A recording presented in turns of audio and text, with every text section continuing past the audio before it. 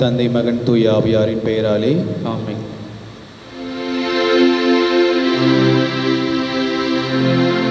நிலையான புகழுக்குரிய தூய்மை மிகு நற்கருணைக்கு எல்லா காலமும் ஆராதனையும் புகழும் ஆட்சியும் உண்டாக கடவுளே.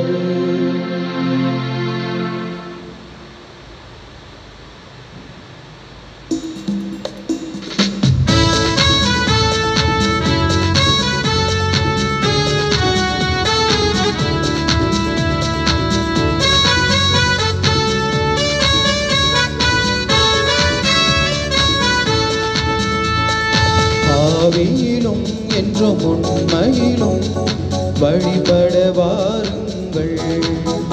இந்த அவனியில் இறைவன் அரசினை காணும் ஆனந்தம் பாடுங்கள்.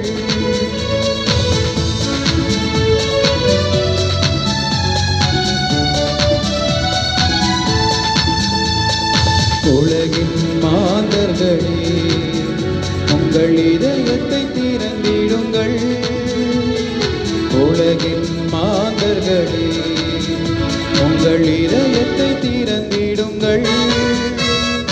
இறைவார்த்தையின் பொருள் காணுங்கள். இகம் வாழ்ந்திடும் முறை சேருங்கள். இறைவார்த்தையின் பொருள் காணுங்கள்.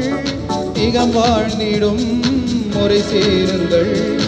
ஆவியிலும் என்றும் உண்மையிலும் வழிபட வாருங்கள். இந்த அவனியில் இறைவன் அரசினை காணும் ஆனந்தம் பாடுங்கள்.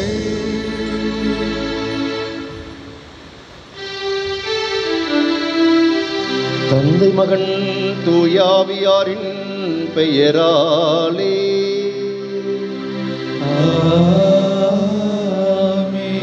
நம் தந்தையாகிய கடவுளிடமிருந்தும் ஆண்டவராகிய இயேசு கிறிஸ்துவிடமிருந்தும் வாழ்வு தரும் தூய ஆவியாரிடமிருந்தும் அருளும் அமைதியும் உங்களோடு என்றும் இருப்பதாக. உம் ஆன்மாவோடும் இருப்பதாக. இறையேசுவில் பிரியமான சகோதர சகோதரிகளே, நம் ஆண்டவர் இயேசு கிறிஸ்துவின் உயிர்ப்பு பெருவிழாவை கொண்டாடி பாஸ்கா காலத்திலே மகிழ்ந்திருக்கின்ற நாம் பாஸ்கா காலத்தின் 5வது ஞாயிற்றுக்கிழமை திருப்பலியிலே நாம் இதோ பங்கெடுக்கின்றோம். இன்றைய இறை வார்த்தையின் வழியாக இறைவன் நமக்கு கொடுக்கின்ற அழைப்பு நாம் அவரில் இணைந்து இருக்க வேண்டும் என்பதாகும். அவரில் இணைந்திருக்கின்ற பொழுதுதான் நாம் அதிகமான கனி தருகின்றவர்களாக மாற முடியும் என்பதற்காக நாம் அவரில் இணைந்து மகிழ்ந்து கனி தருகின்ற கிறிஸ்தவ வாழ்க்கை வாழ வேண்டும் என்னும் அழைப்பை இயேசு நமக்கு கொடுக்கின்றார். எனவே இந்த திருப்பலியின் தொடக்கத்திலே நாம் இந்த அருளுக்காக மன்றாடுவோம். நாம் இறைவனில் இணைந்திருக்க வேண்டும், இறைவனில் மகிழ்ந்திருக்க வேண்டும், நாம் கனி தருகின்ற வாழ்க்கையை வாழ வேண்டும். இதற்கான அருளை நாம் இந்த திருப்பலியிலே மன்றாடுவோம். இன்றைய திருப்பலியானது மர்சி வால்சன் குடும்பத்திற்கு இறைவன் செய்த நன்மைகளுக்கு நன்றி அறிதலாகவும், சிஜே வின்சென்ட், ரோசி வின்சென்ட் குடும்பத்திற்கு இறைவன் செய்து வருகின்ற அனைத்து நன்மைகளுக்கும் நன்றி அறிதலாகவும், அவருடைய உடனிருப்புக்காகவும் பாதுகாப்புக்காகவும், ஆரோக்கிய மேரி ஏஞ்சல் குடும்பத்திற்கு இறைவன் செய்த அனைத்து நன்மைகளுக்கு நன்றி அறிதலாகவும், ரமா ஹரிகிருஷ்ணன் இவருடைய திருமண ஆண்டு நாளுக்காகவும், அவர்கள் வீடு கட்டுவதற்கு இடம் கிடைத்ததற்கு நன்றியாகவும் இந்த திருப்பலியை அர்ப்பணிக்கின்றார்கள்.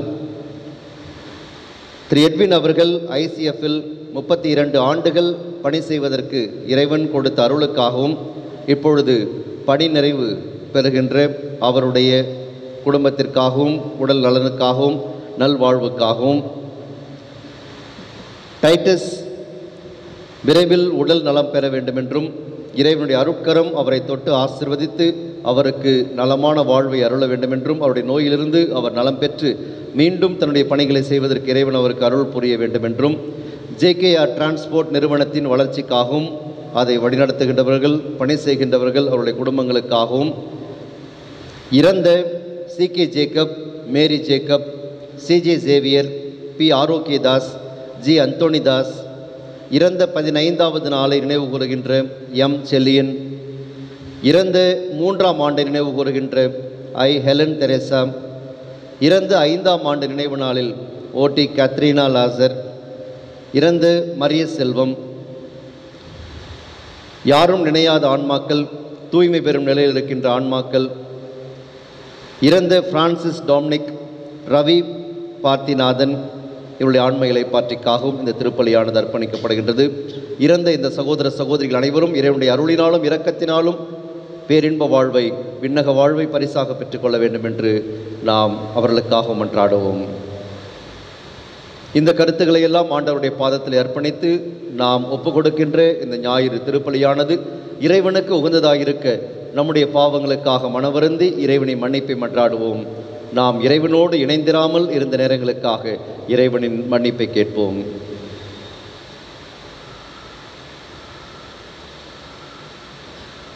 எல்லாம் வல்ல இறைவனிடமும் சகோதரர் சகோதரிகளை உங்களிடமும் நான் பாவியனை ஏற்றுக்கொள்கிறேன். ஏனெனில் என் சிந்தனையாலும் சொல்லாலும் செயலாலும் கடமையில் தவறியதாலும் பாவங்கள் பல செய்தேன். என் பாவமே, என் பாவமே, என் பெரும் பாவமே. ஆகையால் எப்பொழுதும் கண்ணியான தூய மரியாவையும் வானதூதர் புனிதர் அனைவரையும் சகோதரர் சகோதரிகளை உங்களையும் நம் இறைவனாகிய ஆண்டவரிடம் எனக்காக வேண்டிக் கொள்ள மன்றாடுகிறேன். எல்லாம் வல்ல இறைவன் நம்மீது இரக்கம் வைத்து நம் பாவங்கள் அனைத்தையும் மன்னித்து நம்மை நிலை வாழ்வுக்கு அழைத்துச் செல்வாராக. ஆமென்.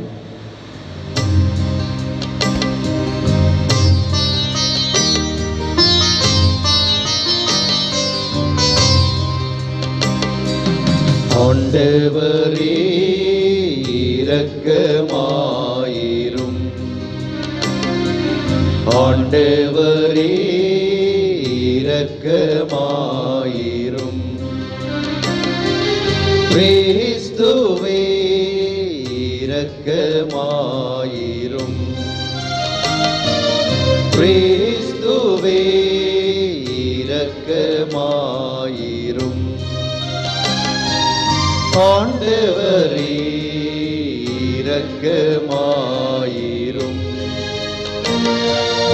ஆண்டவரே இரக்கமாயிரும்.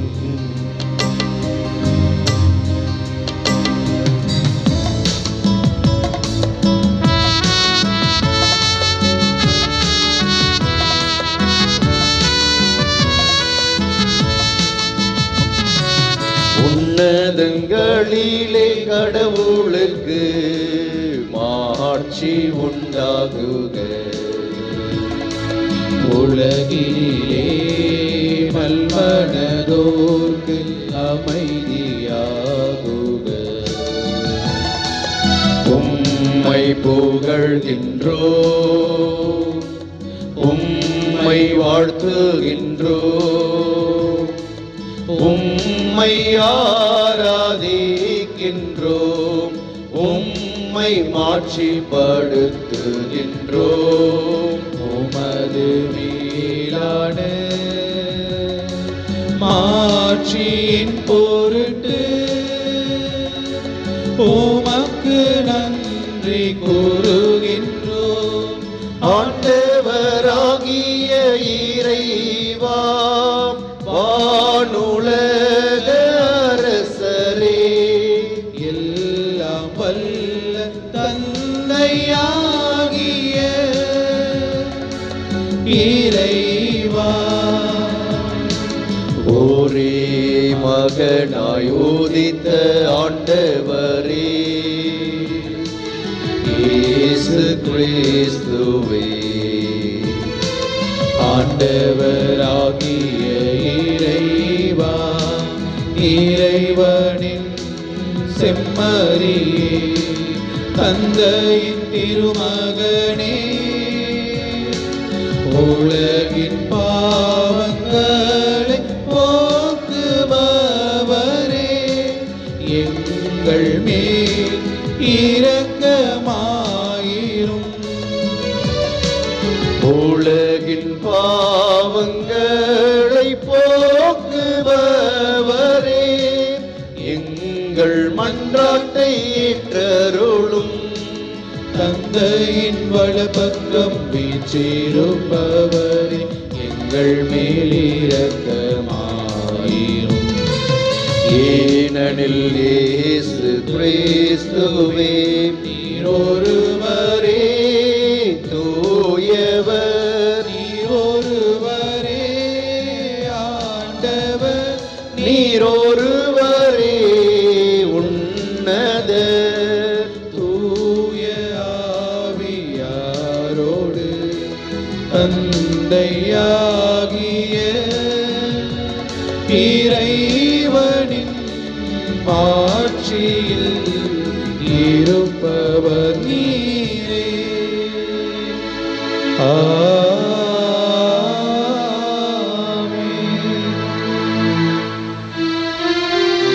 மன்றாடுவோமாக. என்றென்றும் உள்ள எல்லாம் வல்ல இறைவா, பாஸ்கா மறைபொருளை இப்பொழுதும் எங்களில் நிறைவு பெற செய்தருளும்.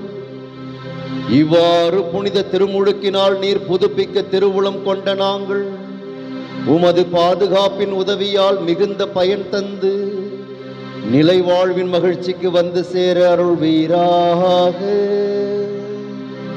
உமோடு தூய ஆவியாரின் ஒன்றிப்பில் இறைவனா என்றென்றும் வாழ்ந்து ஆட்சி செய்கின்ற அவர் வழியாக உம்மை மன்றாடுகின்றோம்.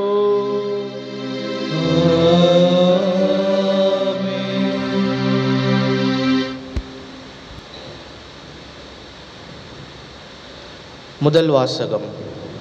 திருத்தூதர் பணிகள் நூலிலிருந்து வாசகம். அதிகாரம் 9, இறை வார்த்தைகள் 26 முதல் 31 வரை. அந்நாள்களில் சவுல் எருசலேம் நகரத்துக்கு வந்தபோது சீடர்களுடன் சேர்ந்து கொள்ள முயன்றார்.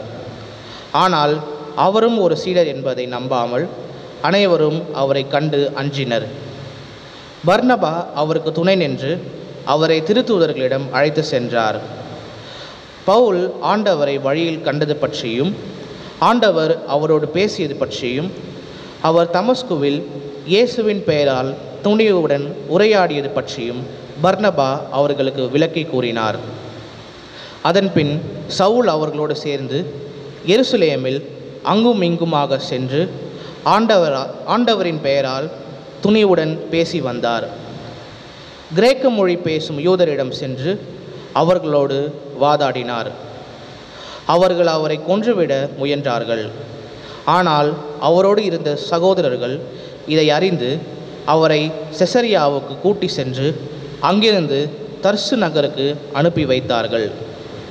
யூதேயா, கலிலேயா, சமாரியா ஆகிய பகுதிகளிலெல்லாம் திருச்சபை வளர்ச்சியுற்று ஆண்டவருக்கு அஞ்சி நடந்தது. அமைதியில் திளைத்து தூய ஆவியாரின் துணையால் பெருகி வந்தது. ஆண்டவரின் அருள்வாக்கு. இறைவனுக்கு நன்றி. பதிலுரை பாடல். பல்லவி.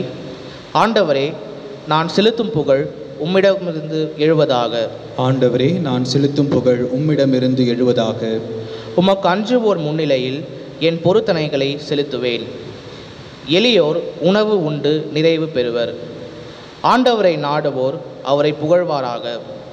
அவர்கள் இதயம் என்றென்றும் வாழ்வதாக. பல்லவி. ஆண்டவரே, நான் செலுத்தும் புகழ் உம்மிடமிருந்து எழுவதாக. பூ உலகின் கடை எல்லை வரை உள்ளோர் அனைவரும் இதை உணர்ந்து ஆண்டவர் பக்கம் திரும்புவர். பிற இனத்து குடும்பத்தார் அனைவரும் அவர் முன்னிலையில் விழுந்து பணிவர். மண்ணின் செல்வர் யாவரும் அவரை பணிவர். புழுதிக்குள் இறங்குவோர் யாவரும் தம் உயிரை காத்து கொள்ளாதோரும் அவரை வணங்குவர். பல்லவி. ஆண்டவரே, நான் செலுத்தும் புகழ் உம்மிடமிருந்து எழுவதாக. வருங்கால தலைமுறையினர் அவரை தொழுவர். இனி வரும் தலைமுறையினருக்கு ஆண்டவரை பற்றி அறிவிக்கப்படும். அவர்கள் வந்து அவரது நீதியை அறிவிப்பர்.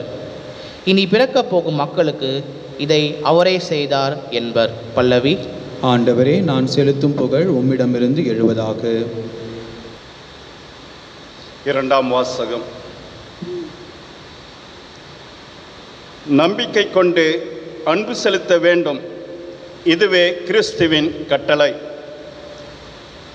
திருத்தூதர் யோவான் எழுதிய முதல் திருமுகத்திலிருந்து வாசகம், பிரிவு 3, இறை வார்த்தைகள் 18 முதல் 24 முடிய. பிள்ளைகளே, நாம் சொல்லிலும் பேச்சிலும் அல்ல, செயலில் உண்மையான அன்பை விளங்க செய்வோம்.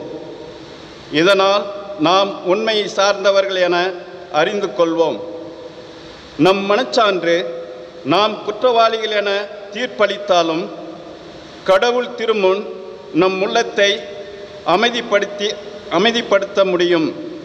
ஏனெனில் கடவுள் நம் மனச்சான்றை விட மேலானவர், அனைத்தையும் அறிபவர். அன்பார்ந்தவர்களே, நம் மனச்சான்றை நாம் குற்றவாளிகள் என தீர்ப்பளிக்காதிருந்தால் நாம் கடவுள் திருமுன் உறுதியான நம்பிக்கை கொண்டிருக்க முடியும். அவரிடம் நாம் எதை கேட்டாலும் பெற்றுக்கொள்வோம். ஏனெனில் அவர் கட்டளைகளை கடைப்பிடிக்கிறோம். அவர் திருமுன் அவருக்கு உகந்தவற்றையே செய்து வருகிறோம். கடவுள் நமக்கு கொடுத்த கட்டளைப்படி அவருடைய மகன் இயேசு கிறிஸ்துவிடம் நம்பிக்கை கொண்டு ஒருவர் மற்றவரிடம் அன்பு செலுத்த வேண்டும். இதுவே அவரது கட்டளை. கடவுளுடைய கட்டளைகளை கடைப்பிடிப்பவர் அவரோடு இணைந்திருக்கிறார். கடவுளும் அவரோடு இணைந்திருக்கிறார். கடவுள் நம்மோடு இணைந்திருக்கிறார் என்பதை அவர் நமக்கு அருளிய தூய ஆவியால் அறிந்து கொள்கிறோம். இது ஆண்டவர் வழங்கும் அருள்வாக்கு. இறைவனுக்கு நன்றி.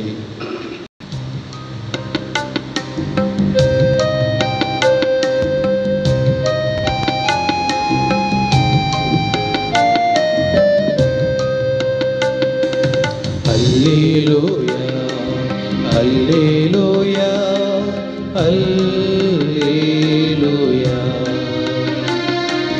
அல்லேலூயா, அல்லேலூயா, அல்லேலூயா. என்னென்ன அற்புத ராகங்களே இறை உம்மை புகழ்ந்திடவே. என் மன்னவா உனை பாடவே என் உள்ளம் ஏங்குதே. என் மன்னவா உனை பாடவே என் உள்ளம் ஏங்குதே. அல்லேலூயா, அல்லேலூயா, அல்லேலூயா.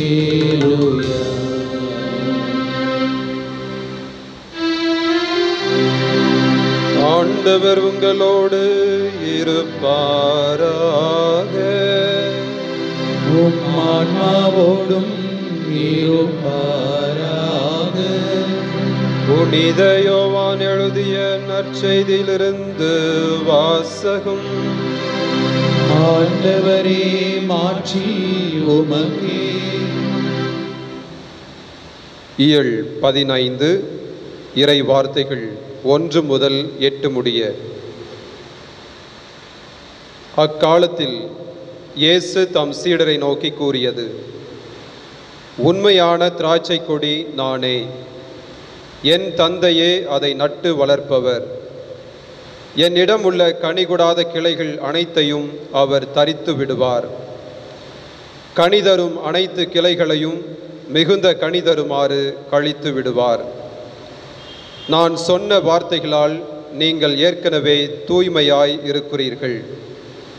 நான் உங்களோடு இணைந்து இருப்பது போல நீங்களும் என்னோடு இணைந்து இருங்கள். கிளைகள் திராட்சை கொடியோடு இணைந்து இருந்தாலன்றி தானாக கனிதர இயலாது. அதுபோல நீங்களும் என்னோடு இணைந்திருந்தாலன்றி கனிதர இயலாது. நானே திராட்சை கொடி, நீங்கள் அதன் கிளைகள்.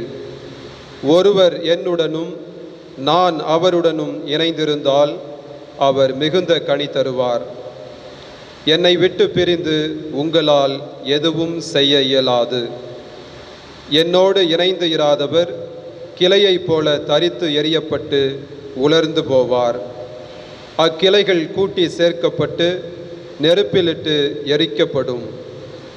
நீங்கள் என்னுள்ளும் என் வார்த்தைகள் உங்களுள்ளும் நிலைத்திருந்தால் நீங்கள் விரும்பி கேட்பதெல்லாம் நடக்கும்.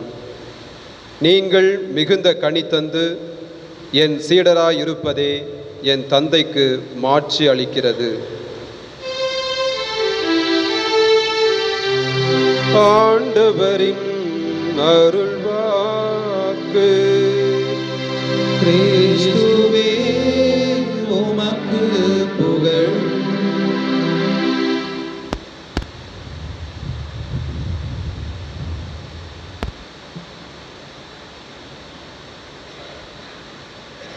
இறையேசுவில் பிரியமான சகோதர சகோதரிகளே,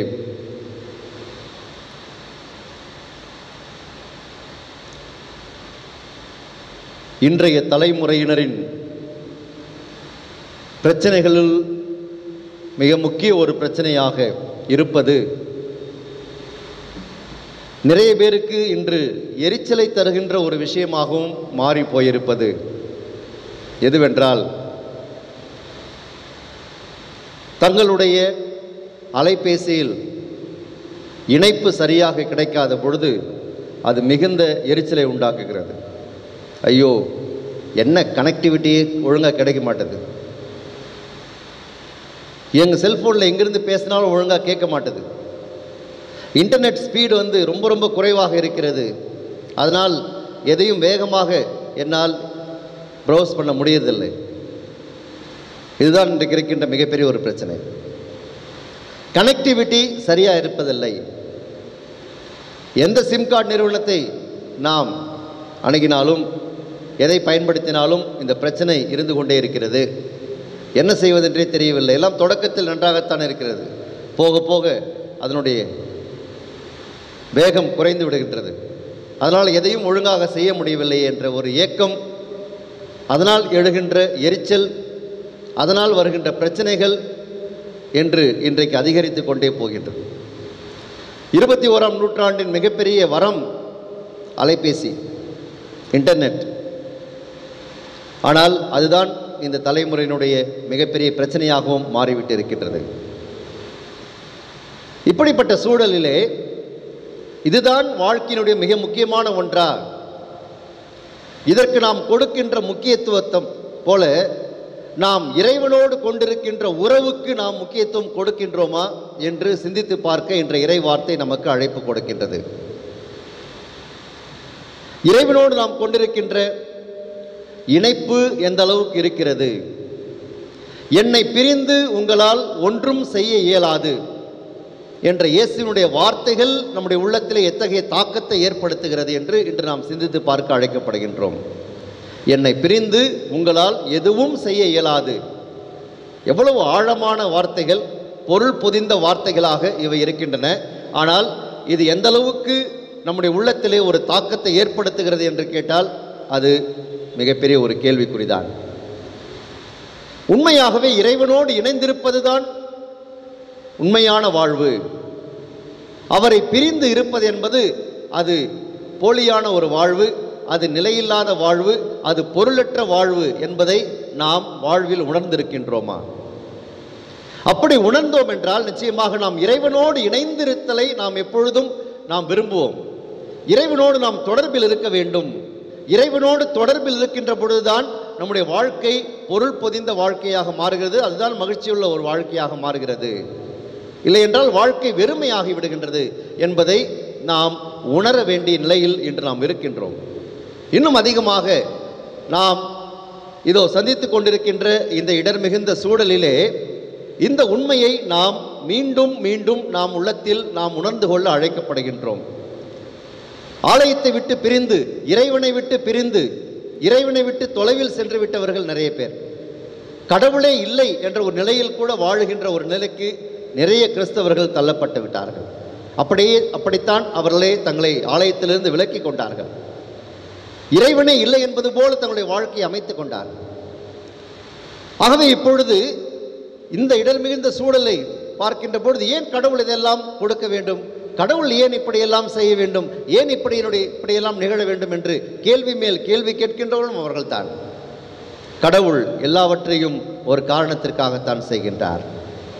ஆகவே நாம் இறைவனை இன்னும் நெருங்கி வர வேண்டியவர்களாக இருக்கின்றோம். என்னை பிரிந்து உங்களால் ஒன்றும் செய்ய இயலாது என்ற இயேசுவினுடைய வார்த்தைகள் எந்த அளவுக்கு உண்மையான வார்த்தைகள் என்பதை அன்பார்ந்த சகோதர சகோதரிகளே நாம் அனைவரும் இன்று உணர்ந்து கொள்ள அழைக்கப்படுகின்றோம்.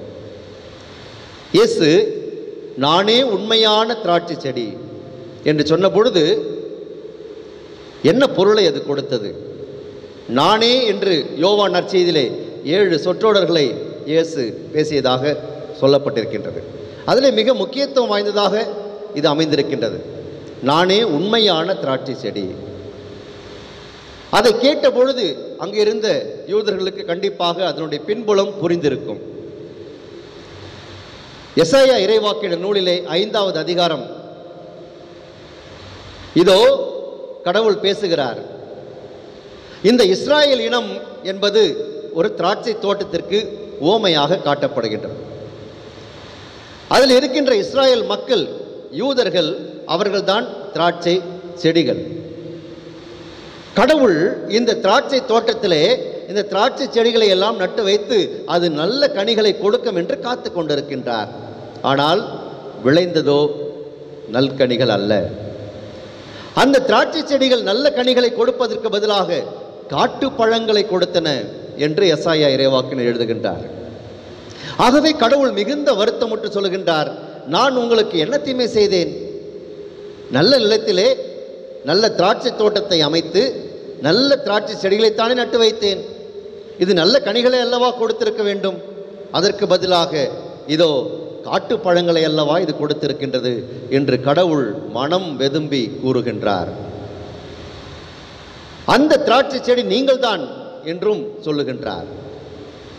எனவே இதை கண்டிப்பாக படித்து அறிந்து வைத்திருந்த யூத மக்கள் இயேசு சொன்ன பொழுது நானே உண்மையான திராட்சை செடி என்று சொன்ன பொழுது அவர் என்ன பொருளிலே இதை சொல்லுகின்றார் என்பதை கண்டிப்பாக உணர்ந்திருப்பார்கள். ஆகவே இந்த இஸ்ராயேல் குலத்தார் எல்லோருமே கடவுளுடைய விருப்பத்திற்கு மாறாக சென்று விட்டார்கள். கடவுள் விரும்பியவாறு அவருடைய வாழ்வை அவர்கள் அமைத்துக் கொள்ளவில்லை. ஆகவே இறைவனுடைய திருவுளத்தை நிறைவேற்றுவதையே தன்னுடைய நோக்கமாக கொண்டு இந்த உலகத்திற்கு வந்த இயேசு கிறிஸ்து கடவுளுடைய விருப்பத்தை நிறைவேற்றுகின்றார். கடவுளுடைய உண்மையான திராட்சை செடியாக இயேசு கிறிஸ்து இருக்கின்றார். ஆகவேதான் நானே உண்மையான திராட்சை செடி என்று சொல்லுகின்றார். ஒருவர் என்னுள்ளும் நான் அவருள்ளும் இணைந்திருந்தால் மிகுந்த கனியை அவர் கொடுப்பார் என்று சொன்ன அவர் என்னை பிரிந்து உங்களால் எதுவும் செய்ய இயலாது என்ற ஒரு கருத்தையும் முன்வைக்கின்றார். அன்பார்ந்தவர்களே, நாம் இறைவனோடு இணைந்திருக்க வேண்டும். இறைவனோடு இணைந்திருப்பதிலே மகிழ்ச்சி காண வேண்டும். இறைவனோடு இணைந்திருந்து மகிழ்ச்சியாக இருந்து மிகுந்த கனிதருகின்றவர்களாக வாழ வேண்டும். இதுதான் இறைவன் நம்மிடம் எதிர்பார்க்கின்றார். ஆகவே இறைவனில் இணைந்திருப்பது நம்முடைய விருப்பமாக இருக்க வேண்டும். நாம் மற்ற இணைப்புகளை பற்றி கவலைப்பட்டு கொண்டிருக்கின்றோமே.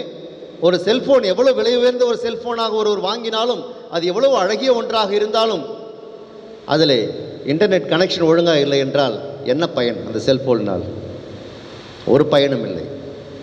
அதுபோல நாம் எப்படிப்பட்டவர்களாக இருந்தாலும் இறைவனோடு நாம் இணைந்திருக்கவில்லை என்றால், இறைவனோடு நாம் நெருங்கி இருக்கவில்லை என்றால், இறைவனோடு நாம் ஒன்றித்து வாழவில்லை என்றால் நம்முடைய வாழ்க்கை எந்த விதமான பலனையும் கொடுக்காது. அதனால் வாழ்க்கை வாழ்ந்தே பயனில்லை. இந்த உண்மையை நாம் உணர்ந்து விட்டால் நிச்சயமாக நம்முடைய வாழ்க்கை அழகானதாக மாறிவிடும். ஏன் ஒரு செல்போனிலே கனெக்டிவிட்டி சரியாக இல்லை என்றால், அதிலே நெட் கனெக்ஷன் ஒழுங்காக இல்லை என்றால் வருத்தப்படுகின்றோமே. இவ்வளவு காசு கொடுத்து நான் வாங்கி என்ன பயன்? ஒழுங்காக பேச முடியவில்லை, ஒழுங்காக எதையும் என்னால் பார்க்க முடியவில்லை, ஒழுங்காக எந்த வேலையும் என்னால் செய்ய முடியவில்லை என்று நாம் அழுத்துக் கொள்ளுகின்றோமே. கடவுள் நம்மை தம்முடைய உருவிலும் சாயலிலும் படைத்து இந்த உலகிலே உருவாக்கி இருக்கின்றாரே, எவ்வளவு வருத்தப்பட வேண்டும். நான் கடவுளோடு இணைந்திருக்கவில்லையே, கடவுளோடு நான் மகிழ்ந்திருக்கவில்லையே, கடவுளோடு நாம் ஒன்றிப்பை ஏற்படுத்தி கொள்ளவில்லையே, என்னுடைய வாழ்க்கை வீணானது என்று சொல்லி எத்தனை முறை நாம் உணர்ந்திருப்போம். ஒரு சாதாரண பொருளுக்கு இவ்வளவு வருத்தப்படுகின்ற நாம், கடவுள் உயிருள்ள நம்மை எல்லாம் படைத்து உருவாக்கி இருக்கின்றாரே, நாம் அவரோடு இணைந்திருக்கவில்லையே, இதற்காக நாம் என்றைக்காவது வருத்தப்பட்டிருக்கின்றோமா? அன்பார்ந்தவர்களே, இதுதான் இன்றைக்கு நமக்கு கொடுக்கின்ற அழைப்பு.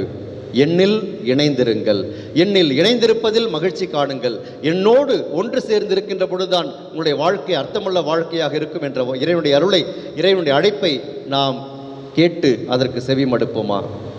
அன்பார்ந்தவர்களே, நம்முடைய வாழ்க்கை அர்த்தமுள்ள ஒரு வாழ்க்கையாக இருக்க வேண்டும் என்றால் முதலாக இன்றைய 2வது வாசகம் அழகாக சொல்லுகிறது.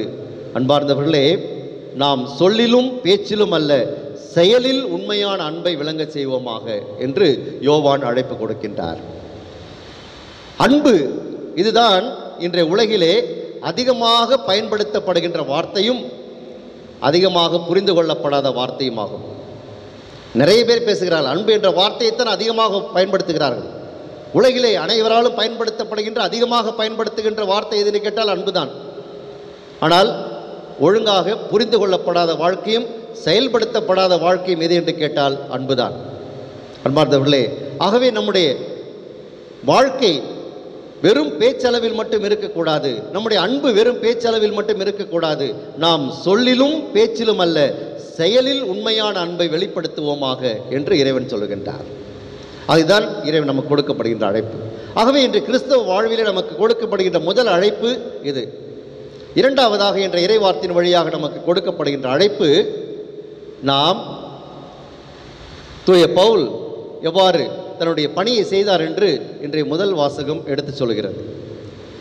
அவர் தான் இறைவனை சந்தித்த பிறகு இதோ அவருடைய வாழ்க்கையிலே ஒரு மாற்றம் ஏற்படுகிறது.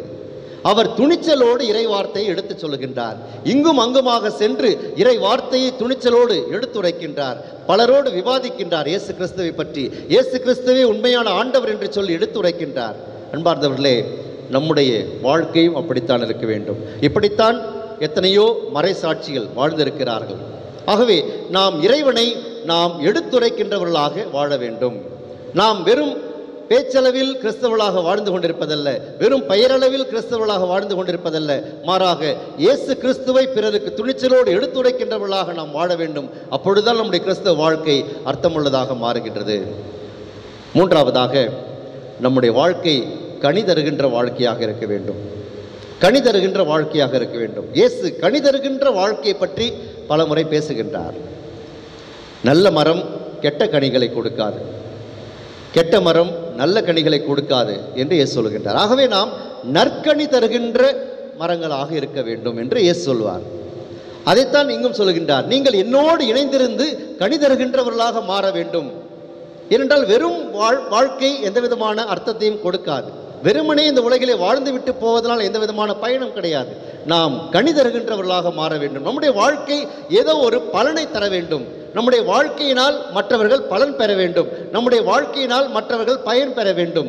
இல்லை என்றால் இந்த வாழ்க்கைக்கு அர்த்தமில்லாததாக மாறிவிடும். எனவே அன்பார்ந்தவர்களே, நம்முடைய வாழ்க்கை கனி தருகின்ற வாழ்க்கையாக அமைந்திருக்க வேண்டும் என்பது இறைவனுடைய விருப்பமாக இருக்கிறது. இதெல்லாம் நிகழ வேண்டும் என்றால் நாம் இறைவனோடு இணைந்திருக்க வேண்டும். ஒரு நாளில் 24 மணி நேரத்தில் நான் இறைவனோடு எத்தனை மணி நேரங்கள் இணைந்திருக்கின்றேன், எத்தனை நிமிடங்கள் நான் இறைவனோடு இணைந்திருக்கின்றேன் என்று சிந்தித்து பார்ப்போம். don bosco சொல்லுவார், நீங்கள் ஒவ்வொரு நாளும் ஒவ்வொரு நிமிடமும் இறைவனோடு நீங்கள் நெருங்கிய தொடர்பிலே இருக்க வேண்டும். அதற்கு எளிதான ஒரு வழி don bosco சொல்வார். ஒன்று, நீங்கள் திவ்ய நற்கருணை அடிக்கடி சென்று சந்தியுங்கள். இதன் வழியாக இறைவனோடு உங்களுக்கு இருக்கின்ற தொடர்பை நீங்கள் அதிகப்படுத்திக் கொள்ள முடியும். இரண்டாவதாக, சிறு சிறு ஜபங்களை நீங்கள் சொல்லலாம். இயேசுவே, என் மீது இரக்கம் வையும். இயேசுவே, நான் உம்மை நம்புகின்றேன். இறைவா, எனக்கு அருள் புரியும் என்று சிறு சிறு சொற்றொடர்களை, சிறிய ஜபங்களை, மனவல்லிய ஜபங்களை நாம் சொல்ல பழகி கொள்ளுகின்ற பொழுது அது நமக்கு இறைவனோடு நமக்கு இருக்கின்ற தொடர்பை அதிகரிப்பதற்கு அது உதவி செய்யும். எனவே இந்த சிறு சிறு ஜபங்கள் வழியாக நாம் இறைவனோடு எப்பொழுதும் தொடர்பில் இருக்கலாம். நாம் வேலை செய்கின்ற பொழுதும், பயணம் செய்கின்ற பொழுதும், எல்லா நேரங்களிலும் நாம் இறைவனோடு நம்முடைய தொடர்பை அதிகரித்துக் கொள்ள முடியும் என்று எளிய வழிகளை don bosco சொல்லிக் கொடுத்தார். அன்பார்ந்தவர்களே, இறைவனில் நாம் இணைந்திருப்போம். இணைந்திருப்பதில் மகிழ்ச்சி காண்போம். இறைவனில் இணைந்திருந்து மகிழ்ச்சியோடு வாழ்ந்து பலன் தருகின்றவர்களாக, கனி தருகின்றவர்களாக வாழ இறைவனுடைய அருளை இந்த திருப்பலியிலே மன்றாடி கேட்போம். ஆமென்.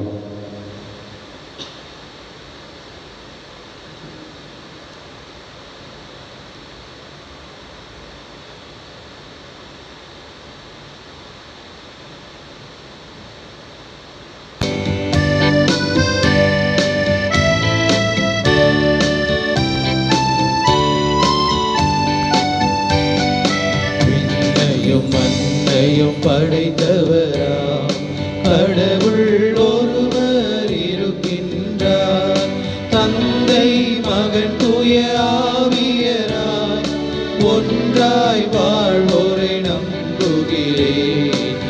தூய ஆவியின் வல்லமையா இறை மகன் நமக்காய் மனிதரானார். கன்னி மரியிடம் பிறந்தவரா இயேசுவை உறுதியாய் நம்புகிறேன். பிலாத்துவின் ஆட்சியில் பாடுபட்டார், சிலுவையில் இறந்து அடக்கப்பட்டார், மூன்றாம் நாளில் உயிர்த்தெழுந்தார், இறப்பின் மீதே வெற்றி கொண்டார்.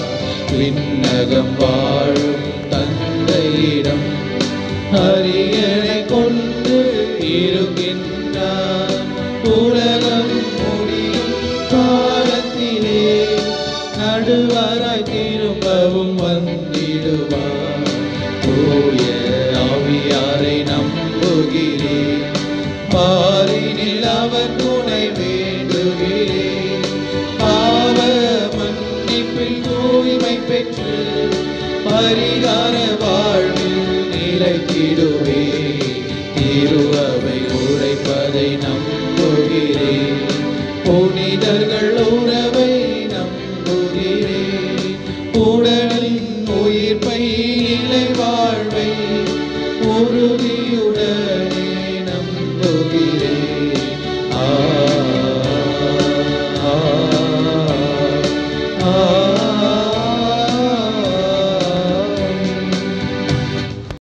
உங்கள் பதில்: ஆண்டவரே எங்கள் மன்றாட்டை கேட்டருளும். ஆண்டவரே எங்கள் மன்றாட்டை கேட்டருளும். அன்பே உருவான இறைவா, திருச்சபையின் மக்கள் அனைவரும் இறை அன்பிலும் பிறர் அன்பிலும் வளர தேவையான ஆர்வத்தையும் உற்சாகத்தையும் அளிக்குமாறு எம் திருத்தந்தை பிரான்சிஸ், ஆயர்கள், குருக்கள், துறவரத்தார் அனைவரையும் உமது அன்பின் வழியில் வழிநடத்திட வேண்டும் என்று இறைவா உம்மை மன்றாடுகின்றோம். ஆண்டவரே எங்கள் மன்றாட்டை கேட்டருளும். உழைக்க மனமில்லாதவன் உண்ணலாகாது என்பதற்கேற்ப உழைக்கும் எண்ணம் எங்கள் ஒவ்வொருவருக்கும் அடிப்படையிலேயே உருவாக வேண்டும் என்றும், உழைப்பு கடவுளால் தரப்பட்ட கொடை என்பதை உணர்ந்து அதை நல்ல முறையிலே நற்செயல்களுக்காக பயன்படுத்த வேண்டும் என்று இறைவா உம்மை மன்றாடுகின்றோம். ஆண்டவரே எங்கள் மன்றாட்டை கேட்டருளும். என் ஊழியர் அவருக்கு நான் ஆதரவு அளிக்கின்றேன் என்று உரைத்த தந்தையே இறைவா, கொத்தடிமைகள், குழந்தை தொழிலாளர்கள், முதலாளிகளின் முரண்பாடுகளில் சிக்குண்டவர்கள், கூலி தொழிலாளர்கள் இவர்களின் உரிமைக்காய், விடுதலைக்காய் நாங்கள் அனைவரும் குரல் கொடுக்கவும், அவர்களின் வாழ்வு மேம்படவும், உரிமைகள் மதிக்கப்படவும் வேண்டும் என்று இறைவா உம்மை மன்றாடுகின்றோம். ஆண்டவரே எங்கள் மன்றாட்டை கேட்டருளும்.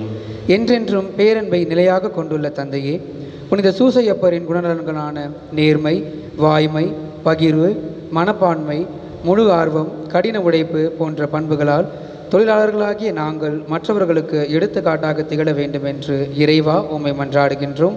ஆண்டவரே எங்கள் மன்றாட்டை கேட்டருளும்.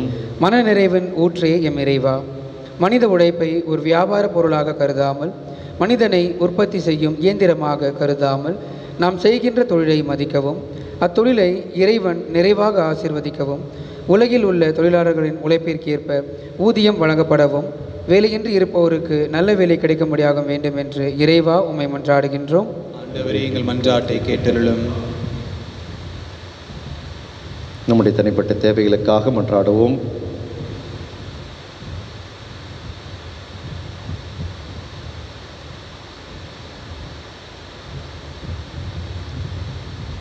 எங்கள் அன்பு தந்தை இறைவா, நாங்கள் உம்முடைய பாதத்தில் அர்ப்பணித்த இந்த மன்றாட்டுக்களை வேண்டுதல்களையும் எங்கள் மீட்பரும் இரட்சகருமான இயேசு கிறிஸ்து வழியாக எங்களுக்கு கொடுத்தருளும் மன்றாடுகின்றோம். ஆமென்.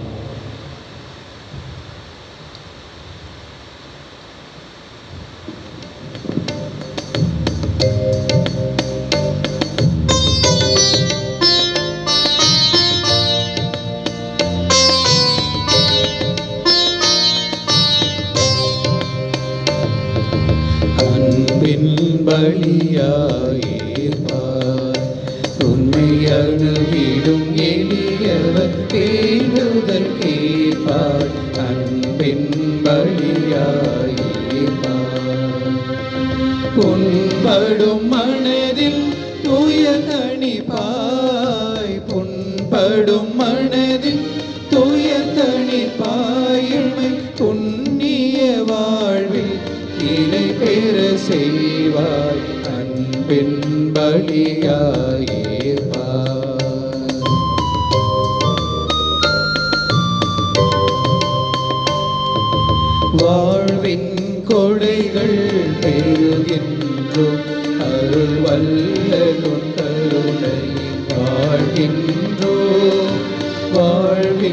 கொடைகள் தேடுகின்றோம். அருள் வள்ளலும் கருணை வாழ்கின்றோம். முழு முதல் தலைவா இறைஞ்சுகின்றோம். முழு முதல் தலைவா இறைஞ்சுகின்றோம். இமை திருப்பலி பொருளாய் தருகின்றோம். அன்பின் பலியாய் ஏற்பாய். சகோதர சகோதரிகளே, என்னுடையதும் உங்களுடையதுமான இப்பலி எல்லாம் வல்ல தந்தையாகிய இறைவனுக்கு ஏற்றதாகும்படி மன்றாடுங்கள். ஆண்டவர் தமது பெயரின் புகழ்ச்சிக்காகவும் மாட்சிக்காகவும் நமது நன்மைக்காகவும் புனித திருகவை அனைத்து நலனுக்காகவும் உமது கையிலிருந்து பலியை ஏற்றுக்கொள்வாராக. இறைவா, இந்த பலியின் வணக்கத்துக்குரிய பரிமாற்றத்தால் எங்களை உமது உன்னதமான ஒரே இறை இயல்பில் பங்கு பெறச் செய்கின்றீ. அதனால் உமது உண்மையை அறிந்து கொண்ட நாங்கள் அதை தகுதியான செயல்களால் எமதாக்கிக் கொள்வோமாக. எங்கள் ஆண்டவராகிய கிறிஸ்து வழியாக உம்மை மன்றாடுகின்றோம்.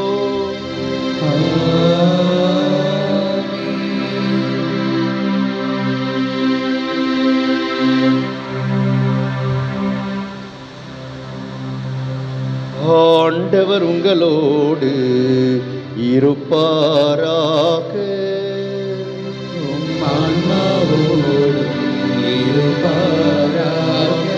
இதயங்களை மேலே எழுப்புங்கள். ஆண்டவரிடம் எழுப்பியுள்ளோம். நம் இறைவனாகிய ஆண்டவருக்கு நன்றி கூறுவோம். அது தகுதியும் நீதியும் ஆனதே. ஆண்டவரே, தூயவரான தந்தையே, என்றும் உள்ள எல்லாம் வல்ல இறைவா, எக்காலத்திலும் உம்மை புகழ்ந்துரைப்பதும் எல்லாவற்றுக்கும் மேலாக எங்கள் பாஸ்காவாகிய கிறிஸ்து பலியானை சிறப்பான காலத்தில் உம்மை இன்னும் மிகுதியாக வாழ்த்தி போற்றுவதும் மெய்யாகவே தகுதியும் நீதியுமாகும். எங்கள் கடமையும் மீட்புக்குரிய செயலுமாகும். கிறிஸ்து வழியாகவே ஒளியின் மக்கள் நிலை வாழ்வில் நுழைகின்றன. விண்ணரசின் கதவுகள் நம்பிக்கையாளருக்கு திறந்து விடப்படுகின்றன. ஏனெனில் சாவுக்குரிய எங்கள் வாழ்வும் அவரது சாவால் மீட்படைந்து அவரது உயிர்ப்பிலே அனைவரது வாழ்வும் உயிர்த்தெழலாயிற்று. ஆகவே பாஸ்கா மகிழ்ச்சி பொங்க அனைத்துலகின் மாந்தர் அனைவரும் மக்களிக்கின்றன. அவ்வாறே ஆற்றல் மிக்கோரும் அதிகாரம் கொண்ட தூதர்களும் உமது மாட்சியை புகழ்ந்து முடிவின்றி பாடுவதாவது.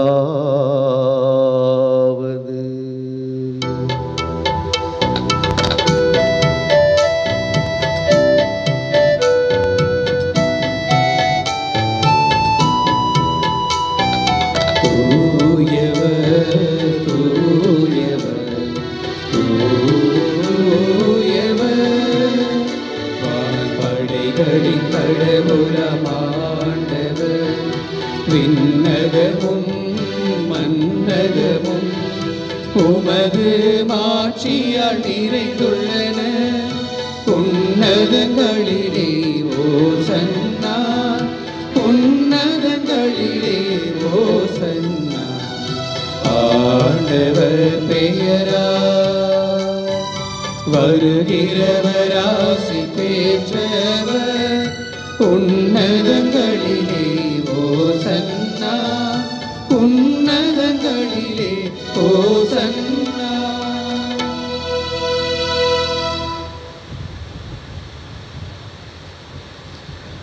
ஆண்டவரே, நீர்மையாகவே தூயவர், தூய்மை அனைத்துக்கும் ஊற்று. ஆகவே உம்முடைய ஆவியை பொழிந்த காணிக்கைகளை தூய்மைப்படுத்த உம்மை வேண்டுகின்றோம். இவ்வாறு எங்கள் ஆண்டவர் இயேசு கிறிஸ்துவின் உடலும் இரத்தமுமாக எங்களுக்கு இவை மாறுவனவாக. அவர் பாடுபட உளம் கனிந்து தம்மை கையளித்த போது அப்பத்தை எடுத்து நன்றி செலுத்தி அதை பிட்டு தம் சீடர்களுக்கு அளித்து அவர் கூறியதாவது: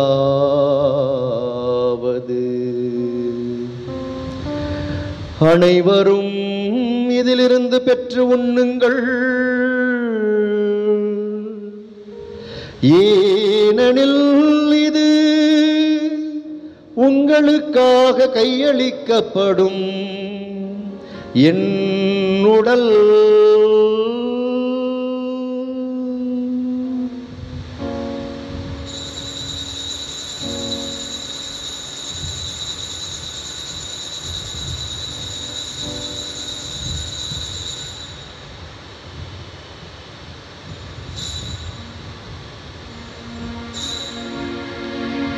அவ்வண்ணமே இரவு விருந்தை அருந்திய பின் கிண்ணத்தையும் எடுத்து மீண்டும் உமக்கு நன்றி கூறி தம் சீடர்களுக்கு அளித்து அவர் கூறியதாவது: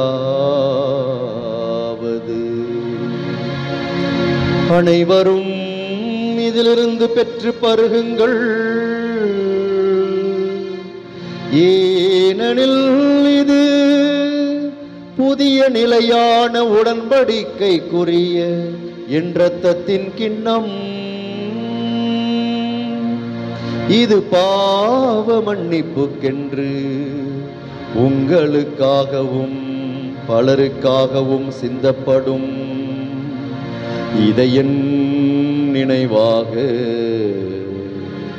செய்யுங்கள்.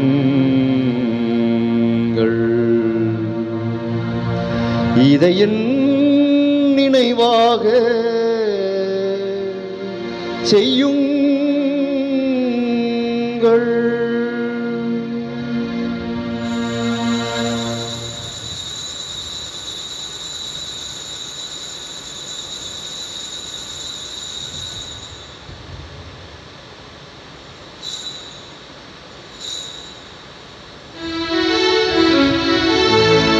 நம்பிக்கையின் மறைபொருள்.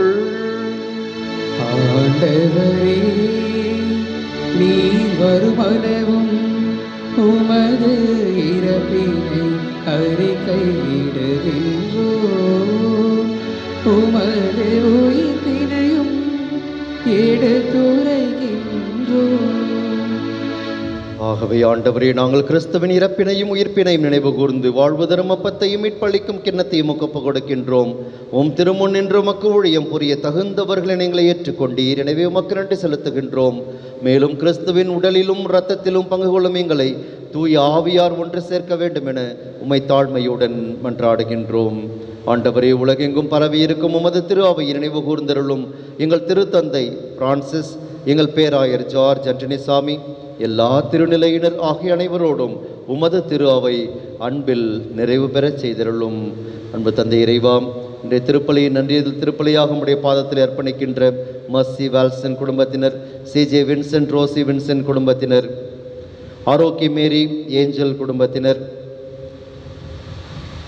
தங்களுடைய திருமண நாள் நன்றியறிதலாகவும் வீடு கட்ட இடம் கிடைத்தமைக்கு நன்றியறிதலாகவும் அர்ப்பணிக்கின்ற ரமாம் ஹரிகிருஷ்ணன் குடும்பத்தினர், ஐசிஎஃப்பில் 32 ஆண்டுகள் பணி செய்வதற்காக நீர் கொடுத்த வாய்ப்புக்காக நன்றி செலுத்தி மகிழ்கின்ற எட்வின் ஆகியோரையும், தங்களுடைய சிறப்பு கருத்துக்கள் நிறைவேற வேண்டும் என்று ஜெபிக்கின்ற JKR டிரான்ஸ்போர்ட் நிறுவனத்தையும் அதில் பணி செய்கின்றவர்களையும், தன்னுடைய உரிமையாளரையும் அவருடைய குடும்பங்களையும்,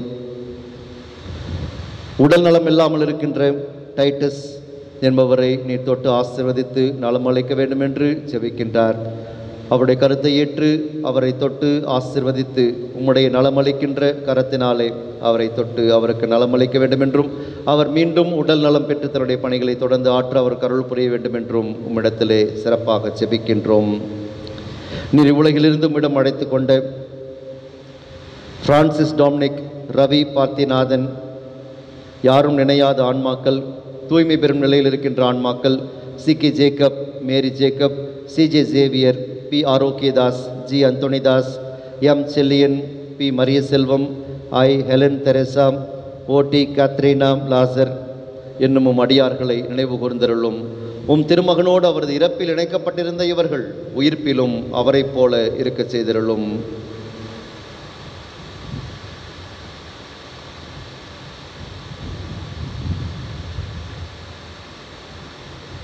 மேலும் உயிர்த்தெழும் எதிர்நோக்குடன் துயில் கொள்ளும் எங்கள் சகோதரர் சகோதரிகளையும் இறந்தோர் அனைவரையும் இரக்கத்துடன் நினைவு கூர்ந்து உமது திருமுக ஒளியினுள் ஏற்றருளும் எங்கள் அனைவர் மீதும் இரக்கமாயிரும். கடவுளின் கன்னித்தாயான புனித மரியா, அவருடைய கணவரான புனித யோசேப்பு, புனித திருத்துதர்கள், பங்கின் பாதுகாவலர் புனித ஜான் போஸ்கோ, இவ்வுலகில் உமக்கு உகந்தவராய் இருந்தோராகிய புனிதர் அனைவருடனும் நான் நிலைவாழ்வில் பங்கு கொள்ளும் தகுதி பெற்று உம் திருமகன் இயேசு கிறிஸ்து வழியாக புகழ்ந்தேத்த வாரமாரிடமே மன்றாடுகின்றோம்.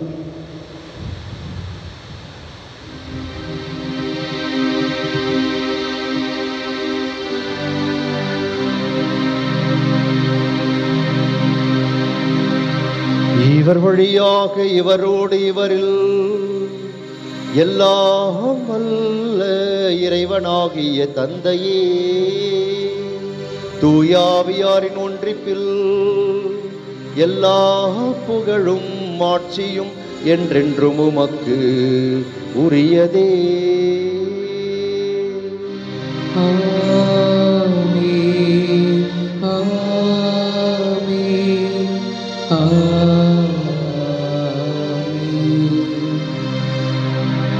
மீட்பரின் கட்டளையால் கற்பிக்கப்பட்டு இறைப்படிப்பினையால் பயிற்சி பெற்ற நாம் துணிந்து பாடுவோம். விண்ணுலகில் இருக்கின்ற எங்கள் தந்தையே, உமது பெயர் தூயது என போற்ற பெருக, உமது ஆட்சி வருக, உமது திருவுளம் விண்ணுலகில் நிறைவேறுவது போல மண்ணுலகிலும் நிறைவேறுக. எங்கள் அன்றாட உணவை இன்று எங்களுக்கு தாரும். எங்களுக்கு எதிராக குற்றம் செய்வோரை நாங்கள் மன்னிப்பது போல எங்கள் குற்றங்களை மன்னியும். எங்களை சோதனைக்கு உட்படுத்தாதேயும், தீமையிலிருந்து எங்களை விடுவித்தருளும்.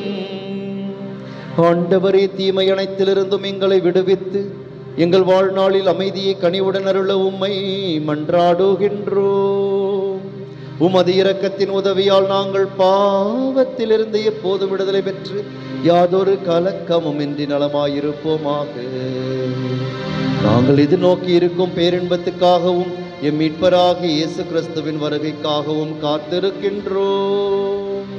ஏனெனில் ஆட்சியும் வல்லமையும் மாட்சியும் என்றென்றும் உமதே. ஆண்டவரே இயேசு கிறிஸ்துவே, அமைதியை உங்களுக்கு விட்டு செல்கின்றேன், என் அமைதியையே உங்களுக்கு அளிக்கின்றேன் என்று உம் திருத்தூதர்களுக்கு மொழிந்தீரே. இதோ உயிர்த்தெழுந்த பிறகு உம்முடைய திருத்தூதரை சந்தித்த பொழுதெல்லாம் உங்களுக்கு அமைதி உரித்தாகுக என்று சொல்லி அவர்களுக்கு உமது அமைதியை அருளினீரே. அவர்கள் கலக்கமுற்றிருந்த பொழுது, அவர்கள் துயரத்தில் இருந்த பொழுது, அவர்கள் பயத்தில் இருந்த பொழுது, இதோ உங்களுக்கு அமைதி உரித்தாகுக என்று சொல்லி அமைதியினால் அவர்களை நிரப்பினீரே. அன்பான ஆண்டவரே, இன்று எங்களுடைய இதயங்களும் கலக்கமுற்றிருக்கின்றன. பல்வேறு துன்பங்களுக்கும் இன்னல்களுக்கும் இடையூறுகளுக்கும் உள்ளாகி இருக்கின்றது. பயத்தினால் பலருடைய உள்ளங்கள் இதோ வாடிக்கொண்டிருக்கின்றன. இந்த நோய் கிருமியின் தாக்குதலினால் என்ன நிகழுமோ என்ற ஒரு பயம் நிறைய பேருடைய உள்ளத்தில் இருக்கின்றது.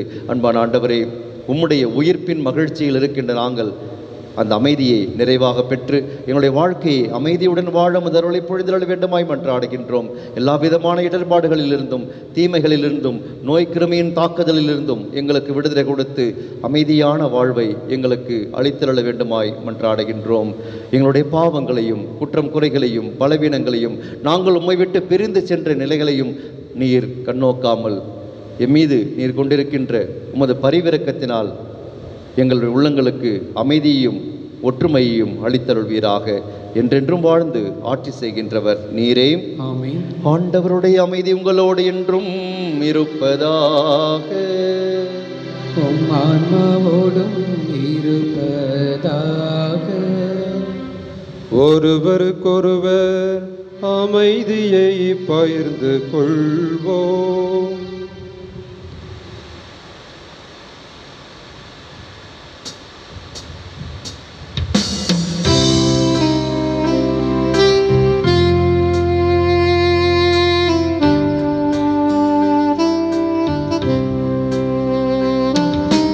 உலகின் பாவம்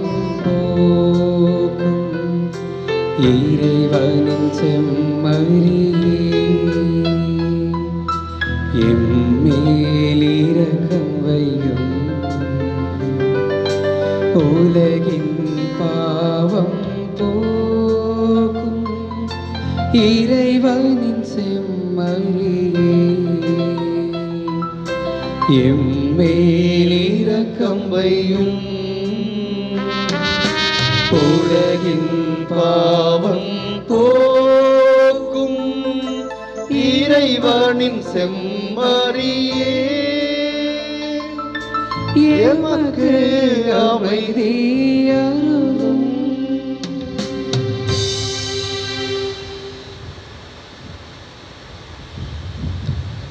இதோ இறைவனின் செம்மறி, இவரே உலகின் பாவங்களை போக்குகின்றவர். உண்மையான திராட்சை செடி. நாம் அவரில் இணைந்திருந்து கனிதர வேண்டும் என்ற அழைப்பை இன்று நமக்கு கொடுக்கின்ற இறைமகன் இயேசு கிறிஸ்து இவரே.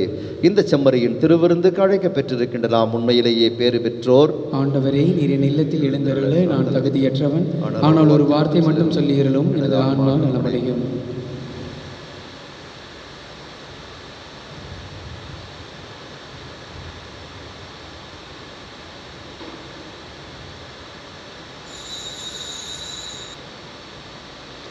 ஆன்மீக நற்கருணை ஜெபம்.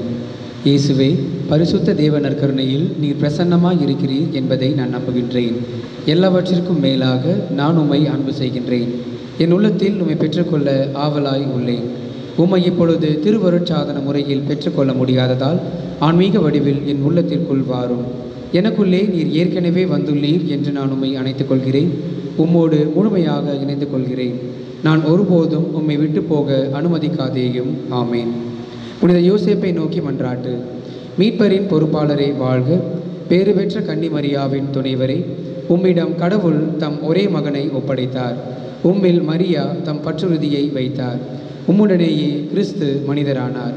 பேறு பெற்ற யோசேப்பே, உம்மை தந்தையாம் எமக்கும் காட்டும். வாழ்வின் பாதையில் எம்மை வழிநடத்தும். அருளையும் இரக்கத்தையும் துணிவையும் எமக்கு பெற்றுத்தாரும். எல்லா வகை தீமையிலிருந்தும் எம்மை பாதுகாத்தருளும். ஆமேன். உண்மையான திராட்சை செடி நானே, நீங்கள் கொடிகள் என்கிறார் ஆண்டவர். ஒருவர் என்னுடனும் நான் அவருடனும் இணைந்திருந்தால் அவர் மிகுந்த கனி தருவார். அல்லேலூயா.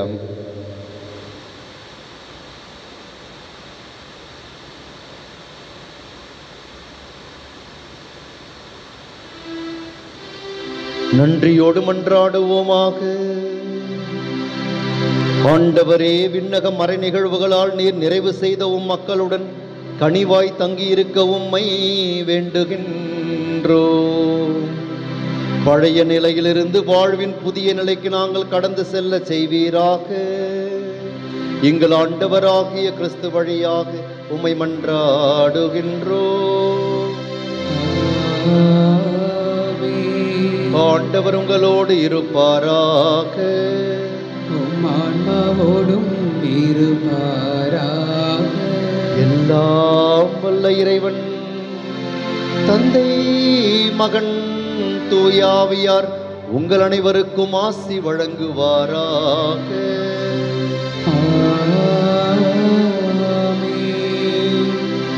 சென்று வாருங்கள், திருப்பலி நிறைவேறிற்று. அல்லேலூயா, அல்லேலூயா, அல்லேலூயா. இறைவனுக்கு நன்றி. அல்லேலூயா, அல்லேலூயா, அல்லேலூயா.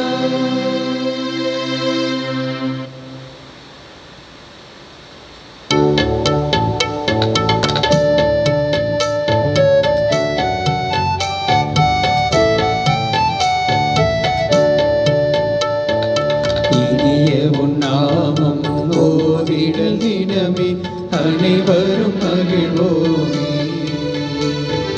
இனிய உன்னாமம் ஓதிடல் தினமே, அனைவரும் மகிழ்வோமே. தாயினும் மேலாய் தாயுமே நீயே, தமியோ திரவியமே. தாயினும் மேலாய் தாயுமே நீயே, தமியோ திரவியமே. அன்பிதே அன்பிதே மாதா தன்னலமேயற்ற மாதா அன்பிதே அன்பிதே மாதா தன்னலமேயற்ற மாதா தாயினும் மேலாம் தாயுமே நீ தமியோர் திரவியமே தாயினும் மேலாம் தாயுமே நீ தமியோர் திரவியமே. புனித ஜான் போஸ்கோவிற்கு ஜெபம். ஆன்ம மீட்புக்காக அயராது உழைத்து வந்த இளைஞர்களின் தந்தையும் ஆசிரியருமான புனித ஜான் போஸ்கோவே, எங்களுடையவும் பிறருடையவும் ஆண்மன்மைகளை தேடுவதில் நீர் எங்களுக்கு வழிகாட்டியாயிரும்.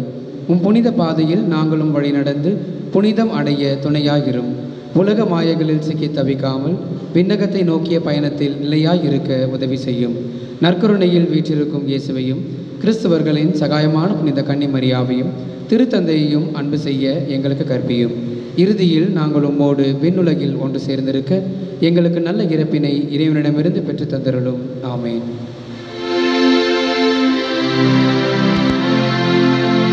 நிலையான புகழுக்குரிய தூய்மை மிகு நற்கருணைக்கு எல்லா ஆராதனையும் புகழும் மாட்சியும்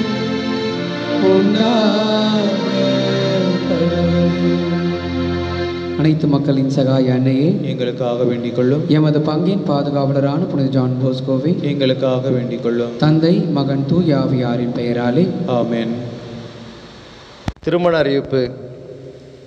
நமது பங்கை சார்ந்த சார்ல்ஸ் ஆரோக்கியராஜ், மரிய மார்கரெட் இவர்களின் மகள் கிரசன்ஷியாவுக்கும், புதுச்சேரி கடலூர் உயர்மறை மாவட்டம் Karaikal our lady of angels பங்கை சார்ந்த குழந்தைசாமி ஜோஸ்பின் இவர்களின் மகன் இம்மானுவேலுக்கும் திருமணம் ஏற்பாடு செய்யப்பட்டுள்ளது.